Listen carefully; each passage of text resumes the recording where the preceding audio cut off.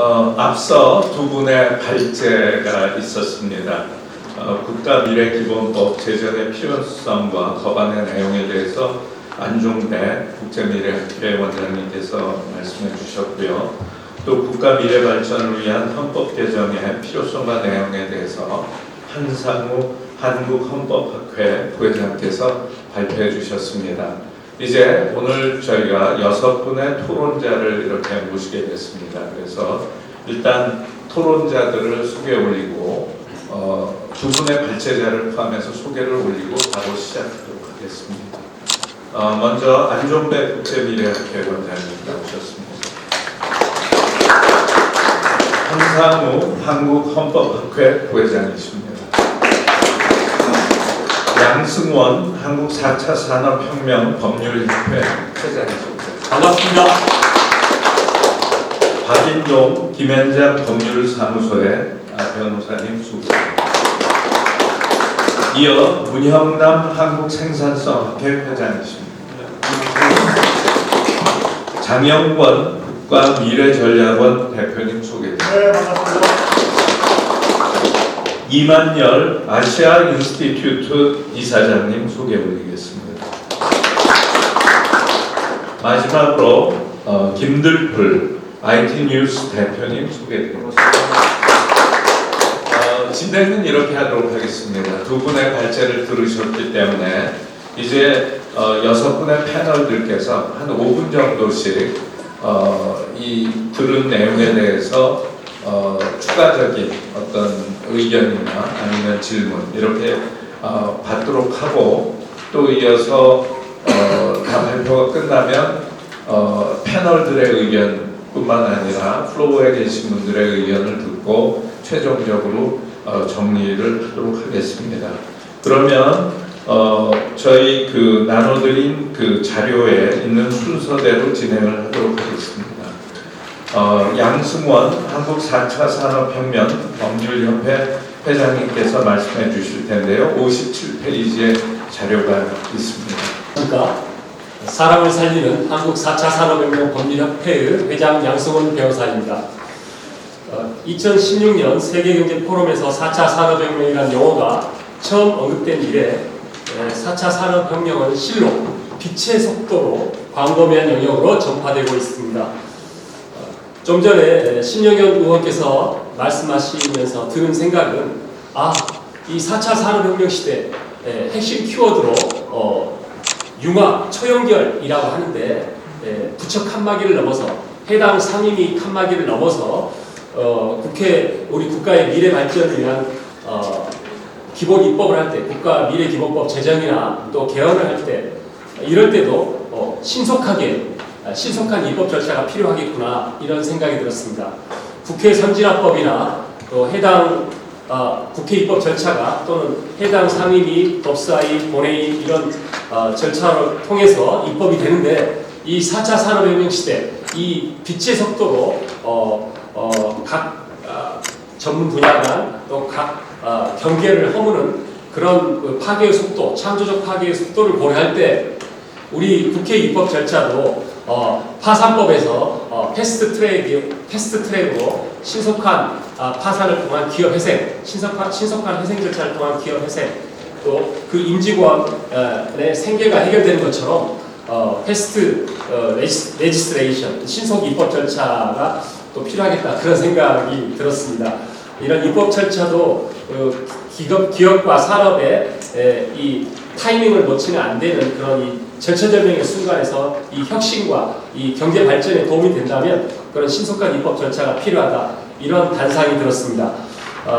4차 산업혁명의 키워드는 융합과 초연결, 창의성이라고 하는데 아시다시피 4차 산업혁명은 기본적으로 데이터 기반의 혁신으로 시작한다는 건 과언이 아닌데 개인정보 보호의 보호와 함께 그 활용이 중요하다고 생각됩니다. 그래서 반도체 이후의 먹거리 산업을 생각할 때 과감한 규제 개혁과 신성장 동력 기반 구축이 필요하다. 이 관점에서 이 빅데이터 분야와 또 클라우드 컴퓨팅 분야 또는 뭐 사물 인터넷 분야 또 ICT 분야, 정보통신기술 분야 또 스마트 공장 분야 또 자율주행차 분야 이런 또 블록체인 기술 기반이 입각한 금융 핀테크 분야, 또 로봇 기술과 인공지능을 이용한 그런 의료 분야, 또 의료 산업 분야, 또 물류 드론 분야, 또 이렇게 다양하게 물류 방제 군사 혁신 및 농업 혁신에 유용하게 사용할 드론 분야,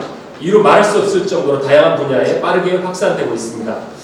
우리는 이 4차 산업혁명을 이러한 기술과 산업의 경계를 파괴하는 기술적 혁신을 통해 저생산, 저성장 기조의 경제 문제를 해결하는 도구, 여기에 만족할 것이 아니라 이 경제사회 시스템의 법문화 제도적 혁신을 통한 소득 양극화의 문제, 또 저출산 초고령화 사회의 문제를 해소하는 도구로까지 삼아야 한다고 생각합니다. 그래서 오늘 이 국가 미래 발전을 위한 국가 미래 기본법 제정이 필요하고 이런 자리가 마련되지 않았나 생각합니다. 역사적으로 1차 산업혁명에서 3차 산업혁명 이르기까지 이런 기술의 진보와 공동체의 발전 관계를 생각할 때 궁극적으로 혁신의 저주에서 벗어난 기업들은 인간의 존엄과 가치를 증진시키고 생명을 살리고 생명을 더 풍성하게 하는 이러한 기술을 가진 기업만이 혁신의 저주에서 벗어나지 않았나 생각합니다. 이 4차 산업혁명 시대에도 이런 기업과 산업의 혁신을 통해서 인간 개개인의 삶의 질이 향상되고 이 사회 공동체가 더 발전되고 지속 가능한 발전을 이룰 때 더 큰 미래를 창조할 수 있다고 생각합니다. 그래서 4차 산업혁명 시대 오늘 이 국가 미래 기본법을 제정을 해서 보다 예측 가능하고 국민의 세금 예산을 낭비를 방지하는 이런 국가 미래 기본법이 반드시 제정이 필요하다고 생각합니다. 부끄럽게도 저희 이 법률 분야에서 이 4차 산업혁명 준비가 매우 소홀한데요. 2016년 6월에 한국은행의 보고서에도 우리 4차 산업혁명 준비 정도 이 법률 시스템에서는 전체 조사 대상 139개국 중에서 62위에 그치고 있다. 참 부끄러운 통계인데요. 한편 이런 현대 법치국가에서 이 기술과 법의 괴리를 극복하는 문제뿐만 아니라 보다 사람이 살만한 사회, 사람이 살만한 나라, 사람이 살만한 공동체를 건설하기 위해서는 법제화가 키포인트라고 생각합니다. 그런데 이를 탁월한 입법을 하려면 반드시 이 세 개의 트라이앵글, 법조계 전문가, 현장 전문가, 그다음에 그 학계 전문가 이 세 전문성을 융합하고 연결해야 한다고 생각합니다.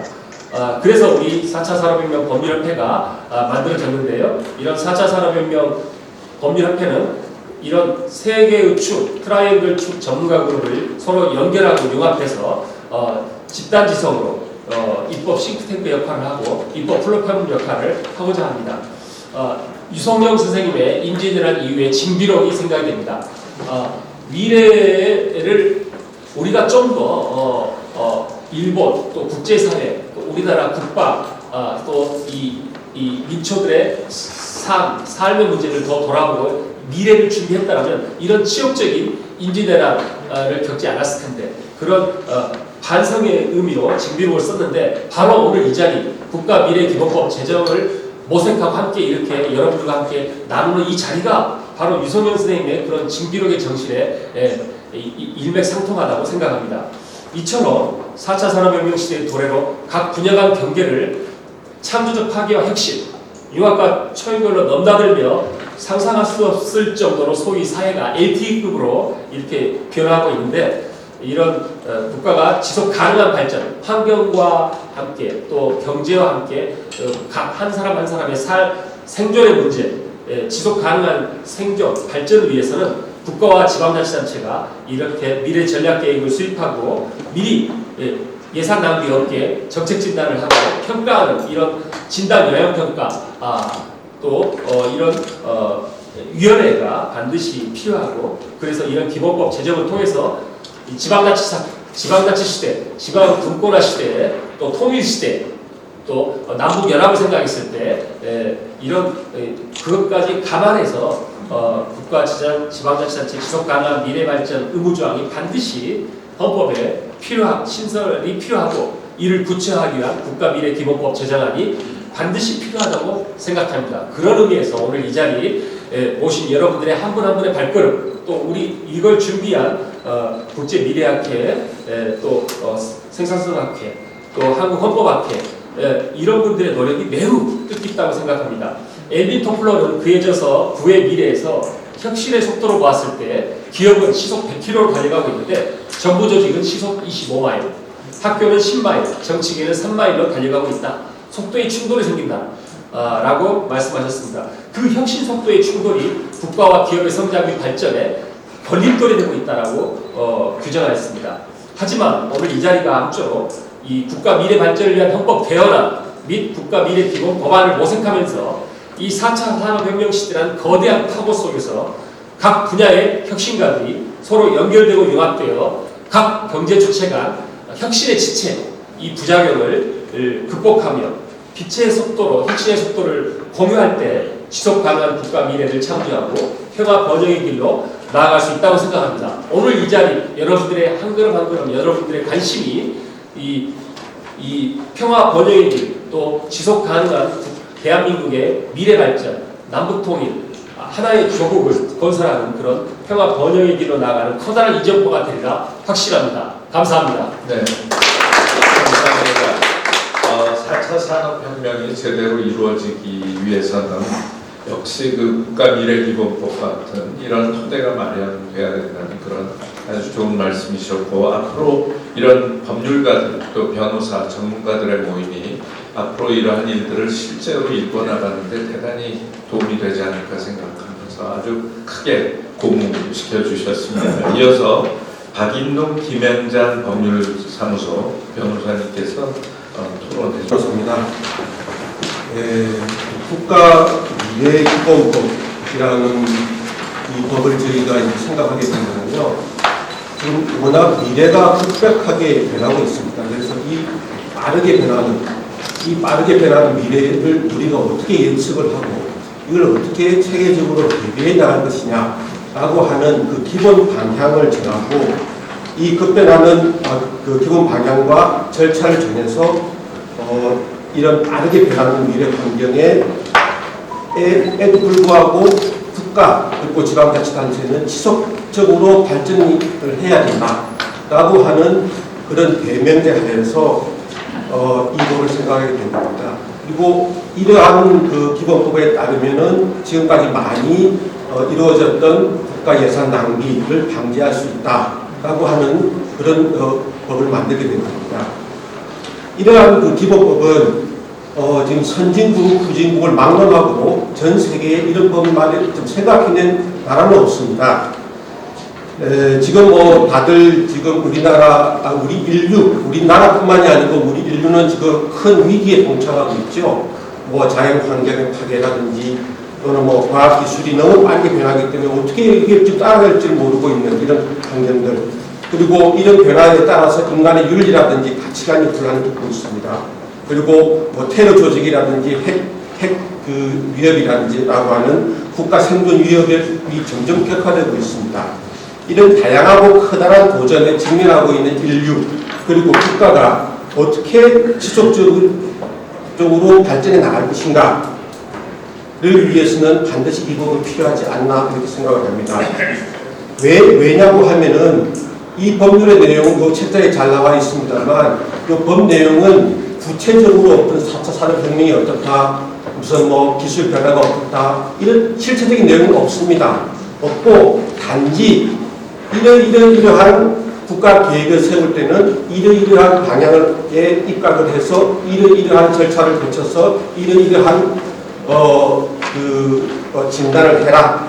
그렇게 하면은 이것이 지속 가능하고 이것이 더 예산 낭비를 막을 수 있다라고 하는 절차적인 내용밖에 없습니다. 하지만 이 절차적 내용이 정말 중요하다는 것입니다.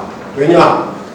여러분들이 지금 많은 전문가들 이야기 합니다. 4차 산업혁명 여러 가지 이야기 합니다. 근데 여러분들 머릿속에 떠오르는 게 뭐가 있습니까? 당연히 전문가들이 이렇게 이야기를 그런가 보다. 또는 드론 이야기를 드론이 중요하지? 이렇죠. 하지만 가장 중요한 것은 여러분들 여러분들이 낸 세금이 어떻게 쓰여지고, 그리고 국가가 어떻게 이 급변하는 미래에 잘 대처하게 만드는 가이드라인을 만들어주느냐, 이것이 중요한 핵심이라고 생각합니다. 그런 면에서 이 국가미래기본법은 그런 면에서는 아주 중요한 법이다라고 저는 생각합니다.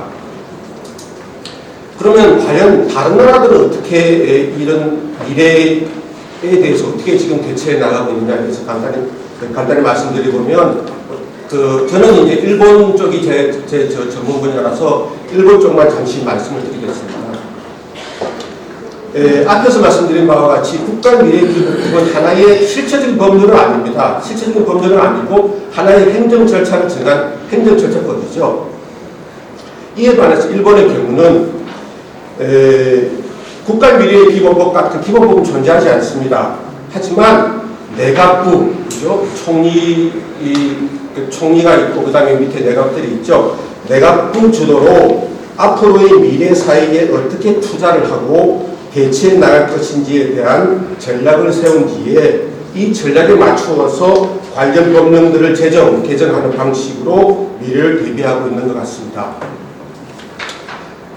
물론 이제 우리 한국 정부도 지금 보니까 여러 가지 미래에 대해서 그 나름대로 이렇게 고민을 하고 있는 것 같습니다. 그 하나 예로서 2016년도 8월 10일 날 대통령 주재의 제2차 과학기술전략회의에서 우리나라가 먹고 앞으로 살아갈 먹거리는 이거다라고 하면서 9개의 9대 국가 전략 프로젝트를 선정 발표를 했습니다.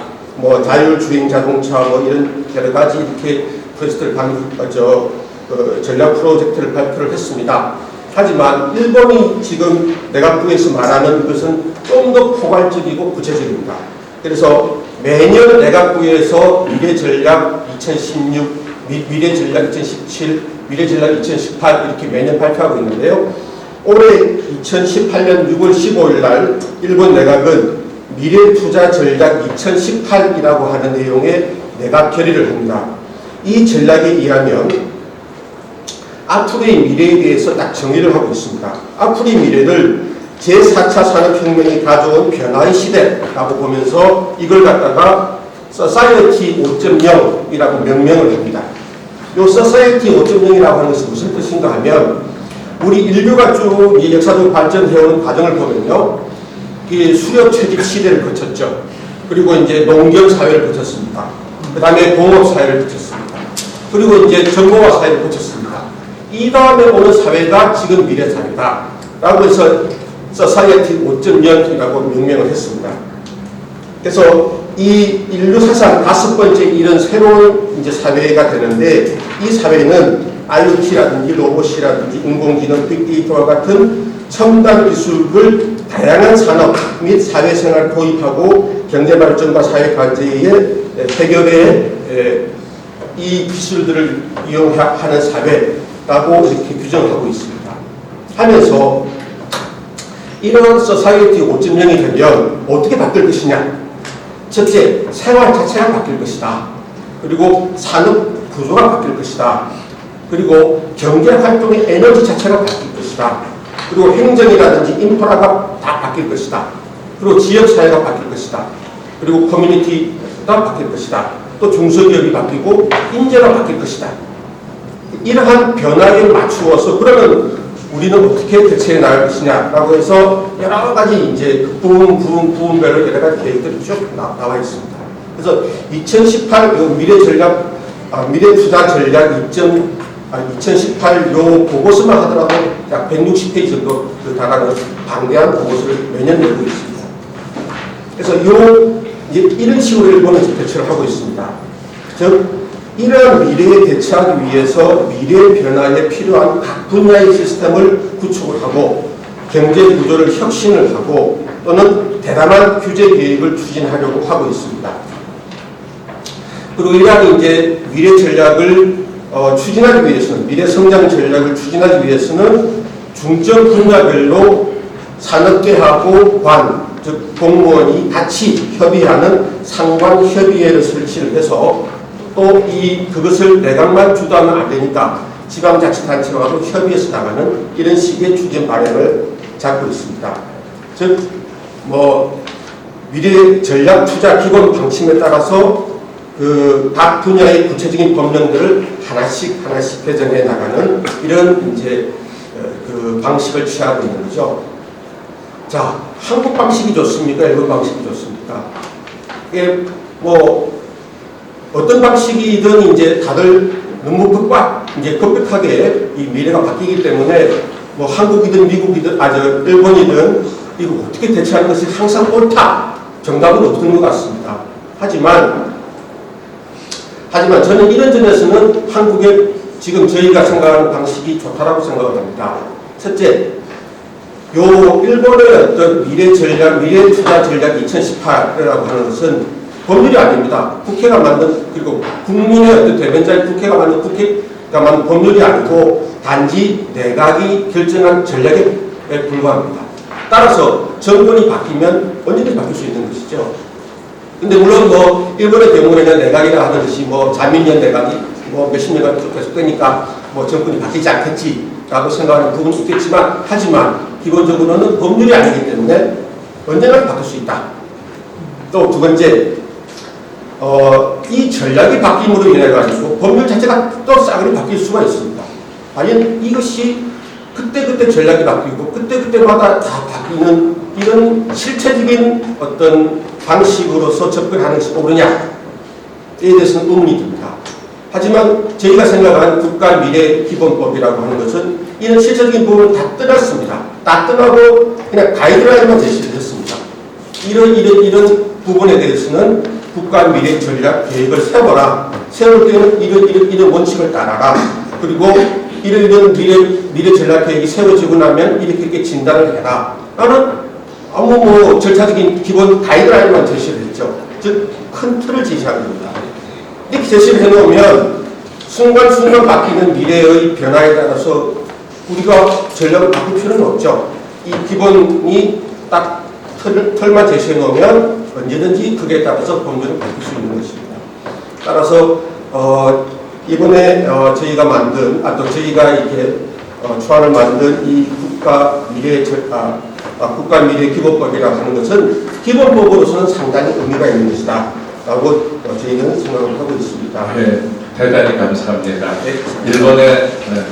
일본의 사례를 포함해서 이것이 정부 차원의 어떤 대책이 아니라 국회가 법을 만들어서 국가적인 대책을 세우는 것이 훨씬 효율적이다라는 그런 입장을 말씀해 주셨습니다. 이어서 문영남 한국생산성학회 회장님께서 토론해 주실 텐데요. 관련 자료가 49페이지에 나와 있습니다. 예, 한국생산성학회 회장을 맡고 있는 중년여대 문영남입니다. 저는 우리가 국가미래기본법을 제정하고자 하고 또 개헌을 하고자 하는 취지를 크게 두 가지로 봤습니다. 앞서 발제에서도 한국배 교수님 말씀하셨지만 국가 경쟁력이 낮은 것이 큰 문제고 또 생산성도 굉장히 낮습니다. 이 두 가지가 우리가 국가미래기본법을 제정하려고 하고 개헌을 하려고 하는 가장 중요한 목적이라고 저희는 생각하고 있습니다. 우선 우리나라의 국가 경쟁력을 한번 보겠습니다. 작년에 세계경제포럼에서 작년 9월에 발표한 것은 137개 중에 26위입니다. 그리고 세계경제포럼의 순위는 2014년부터 2017년까지 4년 연속 계속 제자리 걸음을 하고 있습니다. 그리고 가장 최근 자료는 두 달 전에 스위스 IMD에서 63개국을 대상으로 조사한 결과를 발표했는데 작년 29위보다 조금 두 단계 높아져서 27위입니다. 이것도 아직 낮은 수준입니다. 그리고 중국은 5단계 높아져서 13위로 올라갔고 중국이 굉장히 국가 경쟁이 빠른 속도로 올라가고 있습니다. 그리고 미국은 또 1위로 올라갔죠. 그리고 또 국가 경쟁력에 있어서 우리나라의 문제점이 뭐냐면 민간보다 특히 정부 부문의 공공부문의 효율성이 더 낮다는 겁니다. 이 표를 보시면 우리나라의 종합 경쟁력은 27인데 정부 효율성 부분은 29위입니다. 그리고 또 전년도보다 조금씩 낮아지고 있다는 겁니다. 그래서 정부 부문의 그 경쟁력을 높이는 것이 굉장히 중요한 과제인데 국가미래기본법 제정을 통해서 국가 중앙부처와 지자체의 미래 예측과 미래 전략을 세우면 정부 부문의 국가 경쟁력을 높이는 데 큰 기여를 할 수 있을 것이라고 생각합니다. 최근에 기재부 1차관도 여기 IMD 순위를 높이려고 노력을 하겠다는 얘기도 했습니다. 국가 경쟁력 순위는 참고로 보시고, 그다음에 우리나라의 생산성도 심각하게 낮은 수준입니다. 작년 10월에 발표된 자료인데 OECD 35개 중에 우리나라의 그 노동 생산성이 28입니다. 굉장히 낮은 수준이고 또 특히 그 대기업보다도 중소기업의 노동 생산성은 대기업의 절반 수준입니다. 그래서 우리나라의 노동 생산성이 1, 2위하는 룩셈부르크나 에스토니아에 비하면 3분의 1 수준입니다.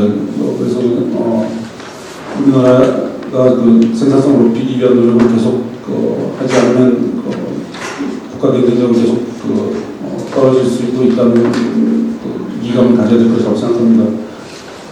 그리고 참고로 그 해외 기업계 사례들을 좀 찾아봤습니다.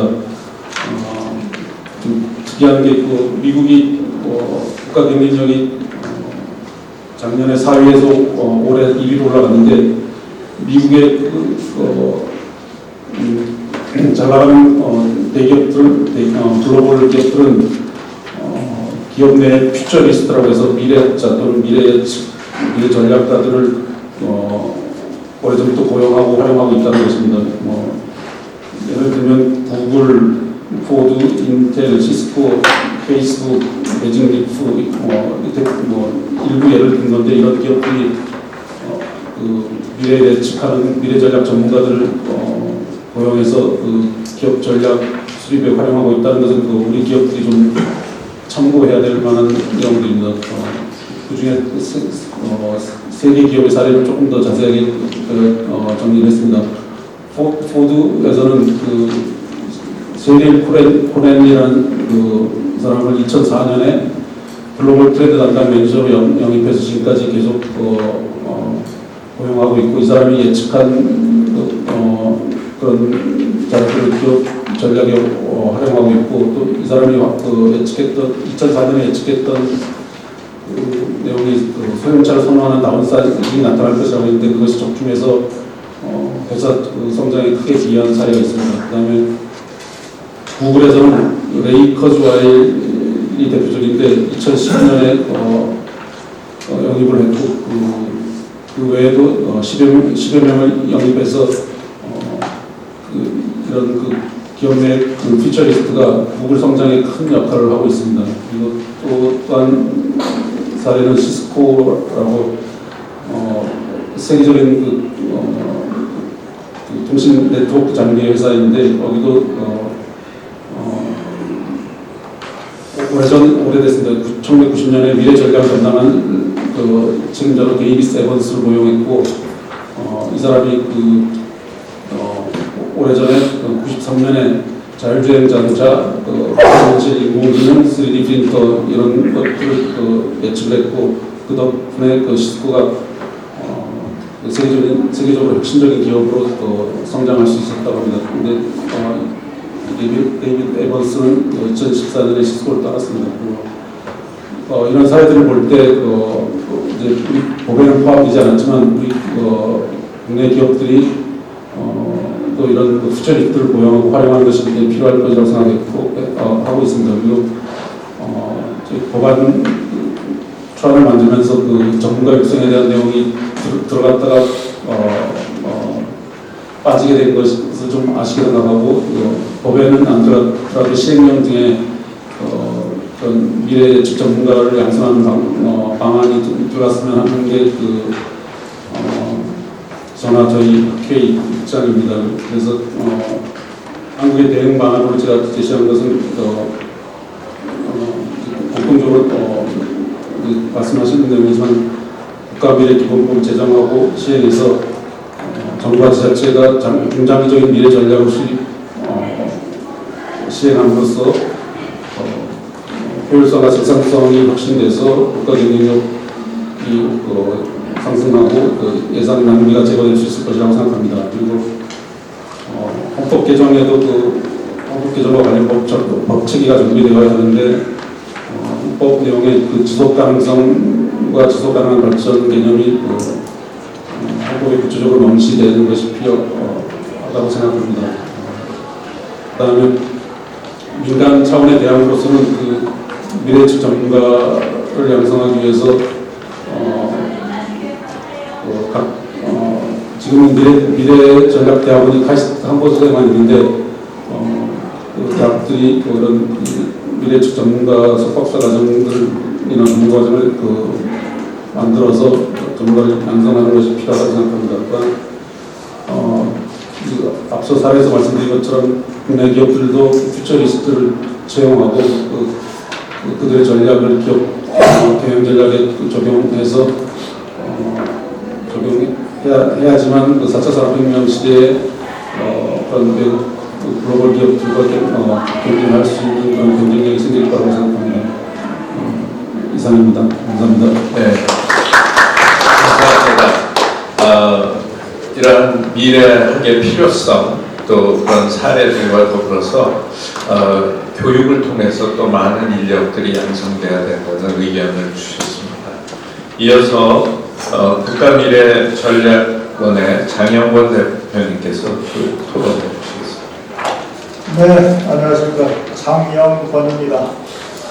저는 오늘 헌법과 국가미래기본법 이 두 키워드를 어떻게 하나로 연결을 할 것인가 이렇게 고민을 하다가 이러한 주제를 화두로 제시를 하고 싶습니다. 다시 말하면 위대한 대한민국 건국 이것을 화두로 좀 제시를 하고 싶습니다. 위대한 대한민국을 어떻게 건국할 것인가. 오늘이 70주년 재헌절입니다. 1948년 7월 17일 날 유진호 선생이 초안을 만들어서 통과시킨 70주년 되는 날이고 이 법을 토대로 해서 며칠 후 8월 15일에 처음 우리 정부가 공식 출범을 하게 됩니다. 혹자는 1948년 8월 15일을 건국절로 이렇게 생각을 합니다. 그러나 저는 여기에 강력하게 문제제기를 합니다. 다시 말한다면 대한민국은 언제 태어났는가?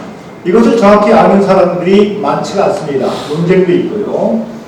제가 최근에 이 문제에 대해서 가장 큰 관심을 갖고 연구하고 확인해 본 결과 대한민국에 태어난 것은 1919년 3월 1일로 보아야 된다라는 것이 제 주장입니다. 시간 관계상 이 문제에 대해서 자세히 토론할 시기가 있기를 좀 기대합니다만 1919년 3월 1일 날 무엇을 발견했냐 우리 국민들이 우리 1,700만 국민들이 온 하늘 땅에서 대한민국은 자주 독립을 선언하노라 이렇게 발표를 했습니다. 다시 말한다면 이것은 대한민국 건국을 의미하는 것이라고 저는 판단을 합니다. 이것에 근거해서 1919년 4월 11일 날 상해에서 임시정부가 출범을 하고 이 11일 날 출범을 하기 전에 4월 10일 날 국무회의를 열게 되고 여기에서 대한민국이라는 국가 이름이 결정이 됩니다. 그래서 대한민국 이름이 1919년 4월 10일 날 지정이 되고 그 다음에 대한민국 민주공화국이라는 이러한 지금 현행 법법에도 반영되어 있지만 이 규정도 바로 1919년 4월 10일자 초대 국무회의에서 결정이 됩니다. 그리고 여기에서 초대 대통령으로 이승만을 선임을 하게 되고 초대 집행장관의 이창호 선생을 위임을 하게 되면서 비록 망명정부 상황이지만은 온전한 대한민국 국가를 구성을 하게 됩니다.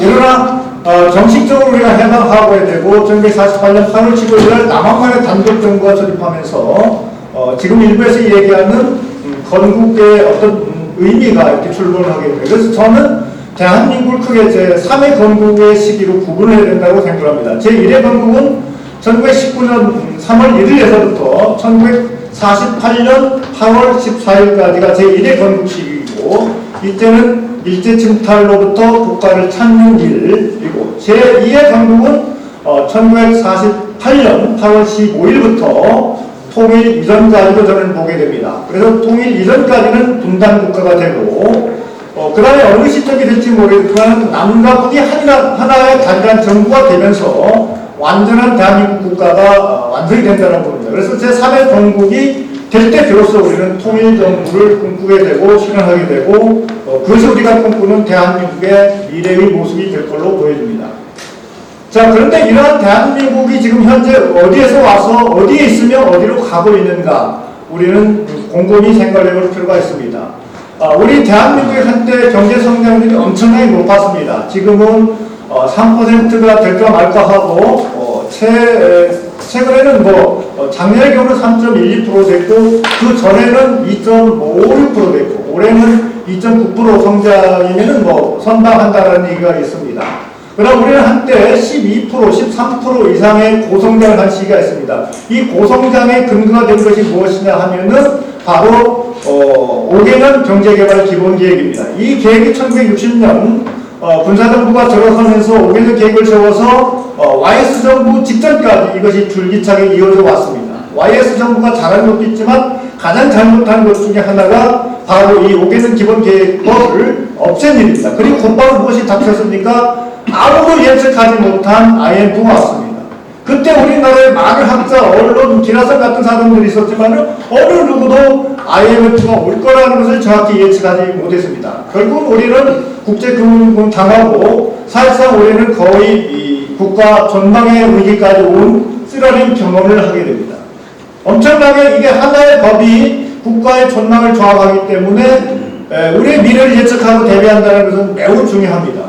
따라서 대한민국이 지속 가능하게 발전을 하려면은 헌법에 반드시 대한민국의 출발과 대한민국의 건국 정신과 대한민국이 나아갈 미래 방향을 분명히 명시를 해줘야 됩니다. 이것 없이 우리가 비전과 목표 없이 어디로 가야 됩니까? 그래서 헌법 전문과 또 헌법 총괄위는 지속 가능한 대한민국 국가의 비전과 방향성을 분명히 명시해두고 이것에 근거한 대한민국 미래 기본법을 제정하는 것이 대한민국의 위대한 미래를 건설할 수 있는 기본법 체계로 맞고 합리적으로 생각합니다. 이에 따라서 저는 올 1월 초에 미래학회에 공식적으로 국가 미래기본법 제정의 필요성을 제시를 했고 그 결과 다행스럽게 오늘 여기까지 왔습니다. 그러나 앞으로 우리 앞에 펼쳐질 위기가 크게 네 가지로 분류가 됩니다. 첫째로는 자연환경 변화가 엄청납니다. 며칠 전에 바로 대구 이쪽에는 데프리카라는 말이 생길 정도로 37, 8도의 고온이 왔습니다. 체감 온도가 몇 도냐 하십니까? 무려 48도가 됩니다. 얼마 안 있으면은 60도, 70도가 올라오게 됩니다. 자연환경 변화 하나만으로도 우리 미래 사회가 엄청나게 큰 영향을 끼치게 됩니다. 또한 과학기술의 변화가 얼마나 빨라집니까? 4차 산업이 오면서 이것 상상을 초월할 수 없을 정도로 엄청난 미래 도전이 쓰나미처럼 다가오고 있습니다. 그 다음에 인간의 의식 변화도 엄청납니다. 요즘에 저출산 문제 말로 하지만 제가 60년생, 59년생인데 제 때만 해도 한 해 출생하는 출생아 수가 무려 100만이 넘었습니다. 58년 개띠가 유명합니다. 96만이 태어났습니다. 그래서 58년, 59년, 60년, 61년 이전에는 무려 한 해에 95만에서부터 105만까지 태어났습니다. 바로 5년만 해도 벌써 500만이 넘게 태어납니다. 그러나 올해 예상되는 출생아 수가 30만을 깨고 20만대로 내려온다는 설입니다. 이렇게 된다면 우리가 20년 동안 되면은 20대 청년들이 거의 찾아보기 힘들 청년 기근 현상이 생기게 됩니다. 이 청년이 어떻게 된다면 학교는 어떻습니까? 대학은 어떻습니까? 일자리가 어떻습니까? 엄청난 변화가 급박하게 옵니다. 주택 형태도 어떻습니까? 아파트가 우리가 50%가 넘습니다. 엄청나게 지금 노후화돼서 이거 대책이 없습니다. 그런데도 불구하고 우리는 일자리 창출도 제대로 안 하고 정부 예산만 올해 440조인데 내년에는 10%가 넘어서 올해 470, 80조까지 예상이 됩니다. 전부 다 출혈이 심하게 되고 이렇습니다. 이렇게 위기가 다가오는데 제가 청와대 쪽에다가 국가미래기구를 구성해야 된다고 여러 번 얘기를 했지만 기만부 듣지를 않습니다. 그래서 정부는 현행 문재인 정부와 정치권은 우리의 이러한 전류에 가까운 하소연과 주장을 외면하고 있습니다. 그래서 우리 학회가 일단 나섰고 여기까지 왔습니다. 그러나 이제 앞으로 어떻게 해야 됩니까? 문제는 헌법 개정과 또 국가미래기본법을 제정하는 일입니다. 앞에서 정치인들이 몇 얘기를 했지만은 산 넘어 산입니다. 20대 국회가 아직 2년이 남았습니다. 과연 2년 이내에 우리가 헌법 개정을 하고 국가미래기본법을 제정을 할 수 있을지 우리의 노력에 달려있다고 판단해야 됩니다. 따라서 우리는 정치권과 또 국회와 정부와 또 지자체와 재계와 학계와 시민사회 각기 네트워크를 구축해서 지속가능 국가미래 전략을 수립하고 나아가서 국가미래법 제정을 위한 구체적인 실행 실천위원회를 구축을 해서 우리가 미래에 좌우하는 이런 힘이 중대하다고 생각을 하고 온 국민과 온 지식인이 우리가 통일의 그날까지 이 통일을 또 앞당겨서 완전한 대한민국을 제정하는 그날까지 그것을 미리 준비한다는 측면에서 헌법 개정과 국가미래기본법 제정을 위해서 우리가 치밀하게 그 실천 기구를 구성해서 2년 이내에 이 대업을 완성해야 된다고 생각합니다. 고맙습니다. 감사합니다. 이 국가미래 기본법의 로드맵까지 말씀을 해주셨습니다. 이어서 좀 글로벌한 시각에서 우리의 문제를 도와주실 이만열 아시아 인스티튜트 이사장님을 모시도록 하겠습니다. 네, 반갑습니다. 제가 지난 11년 동안 한국에 살면서 과학기술 관련한 수많은 연구과제하고 장을 해왔습니다. 원래 대전에서 시작해서 생명과학연구원하고 그 다음에 표준연구원, 그 다음에 가이스, 그 다음에 원자력 안전기술원, 그 다음에 그 후에는 기타 기업하고는 출연연구소하고 특히 한국의 과학기술 국제화 공동연구에 대해서는 조사도 하고 협상도 하고 많이 배우기도 했습니다. 오늘 그런 국가미래기본법의 토론에 참여하게 돼서 큰 영광입니다. 저는 전문성이 많이 부족해서는 특별히 드릴 말씀 없지만은 이런 장기적인 발전, 그 다음에 계획에 대한 필요성은 제가 늘 지난 10년 동안 계속 그 기고문에도 썼고 여러분 그런 말씀해 주셔서 대단히 고맙습니다. 제가 한 마디만 특히 미래이란 표현하고 그 다음에 과학하고 과학기술 표현에 대해서는 짧은 분석해드리고 여러분의 좋은 의견하고 말씀 부탁합니다. 미래라는 표현은 한국 사회에서는 거의 장식품 수준되어서 많은 뭐가 저희 마트나 아니면 아파트 만들 때 뭐 미래로 반드시 붙이는 거 있고 그 다음에는 특히 광고나 그런 TV 방송에서 미래 무슨 꿈속의 이런 그런 이상형 그 사회는 미래라고 표현하고 배웠습니다. 그래서 미래를 체계 있게 과학적인 그런 방법을 통해서는 예측하는 미래 영법은 거의 없어요. 한국 사회에서.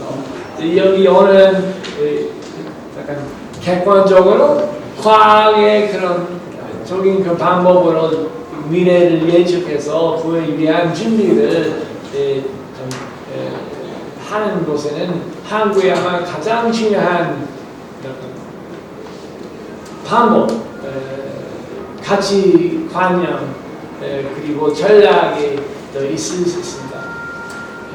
그리고 아마 미래에 대한 오해도 과학하고 기술 이런 두 가지의 그런 개념의 오해, 혼연 그런 유래한다고 생각합니다.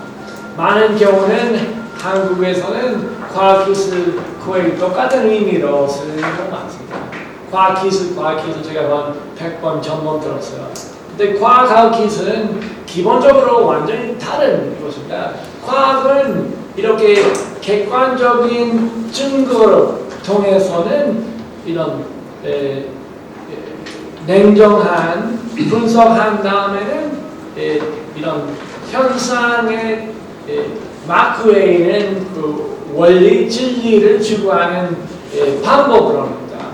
기술은 효과, 어떤 문제 해결 아니면 효과를 발생하는 도구입니다. 이제 한국의 경우는 과학기술 항상 똑같이 생각하니까 이렇게 미래에 대해서 똑같이 객관적으로 과학적인 방법으로 미래를 예측하는 것은 그만큼 신경 쓰지 않은 경우가 많습니다. 특히 아까 장영권 대표님은 기후변화하고 기하급수적인 그런 기술의 그런 발전을 많이 언급하셨지만은 이 두 가지는 너무 핵심입니다. 그 다음에 우리의 그런 인구, 사회적인 그 변천도 그렇고, 그걸 위해서는 한국의 기존에 충분한 지식이 있고, 교육도 있고, 그 다음에 시설이 있지만은 그걸 위해서는 준비를 거의 하지 않습니다. 그래서 이런 기본적인 신념, 가치관념 차원에서 이런 정환이 필요하고, 어떤 새로운 멋있는 미래적인 기술은 우리한테는 제 보기에는 필요 없고, 기술이 너무 많아서 방향이 중요하지 기술은 중요하지 않습니다. 감사합니다. 네. 아주 우리 사회가 어떤 개념적인 용어를 사용하는 데 있어서 오용하는 경우가 많기 때문에 우리가 사회 전체적인 합의를 이뤄가는 데 상당히 어려움이 있는 것 같습니다. 그런 점 잘 지적해 주셨고, 앞으로 우리가 국가미래기본법을 만들어가는 과정에 있어서도 그러한 오해를 불러일으키지 않는 것이 굉장히 중요할 것 같습니다. 마지막으로 IT 뉴스의 김들풀 대표님께서 토론해 주시겠습니다. 국가 미래기본법 기획위원으로 활동을 하면서요, 오랫동안 느낀 점하고, 그 다음에 좀 구체적으로 좀 얘기를 하고요, 같이 좀 공론을 좀 모았으면 하는 바람에서 좀 얘기를 들어봤습니다. 그런데 개인적으로 IT 기술을 분석하고 거기에 대해서 미래학교에서 좀 활동을 하고 있는데, 모든 축사에서부터 지금까지 발전을 하시고 또 패널로 얘기하신 말씀한 것처럼 미래에 대한 연구의 타당성, 그 당위성을 충분히 말씀 안 해도 되죠. 여러 가지 변동성이 증가되고 불확실하고, 그 다음에 또 복잡하고 그런 모호적인 이런 시대에 이 미래 연구는 어떻게 해야 될 것이고, 거기에 따르는 미래기본법은 과연 어떤 내용을 다뤄야 될 것인가를 가지고 좀 얘기를 좀 해볼게요. 먼저 국내 미래 연구에 대한 좀 문제점, 그리고 현재 하고 있는 동향을 좀 간단히 좀 말씀드리겠습니다. 미래 연구 또는 미래 전략을 구축하고 도출한다라고 한다면, 주로 이제 국내의 기관들, 즉 출연연들이요, 산하기관들에서 많이 전략을 도출하는 것을 보는데요. 이게 가장 문제가 되는 게 이제 지금 이만열 대표님도 말씀하셨던 것처럼 과학, 기술, 그리고 사회, 정치 각 분야별로 영역별로 프레임이 좀 제한된 상태에서 결과물을 내놓더라는 거죠. 소위 말해서 정부 부채의 칸막이, 어떤 기업의 커뮤니케이션을 얘기를 하면서 그런 칸막이들처럼 마찬가지로 이런 부분들에서 굉장히 문제가 좀 심각하다라는 것이죠. 마치 이제 아까 우리 행사 전에도 국회 미래연구원 박진 원장이 와서 인사를 작성하고 간 걸로 알고 있거든요.